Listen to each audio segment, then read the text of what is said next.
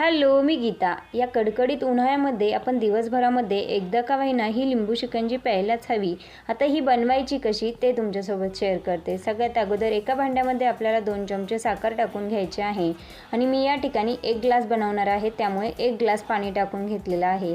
साखर आपल्याला छान अशी वितळून घ्यायची आहे. आता तुम्ही हवं असलं ते साखरेचं पाणी जास्तही बनवून ठेवू शकतात फ्रीजमध्ये.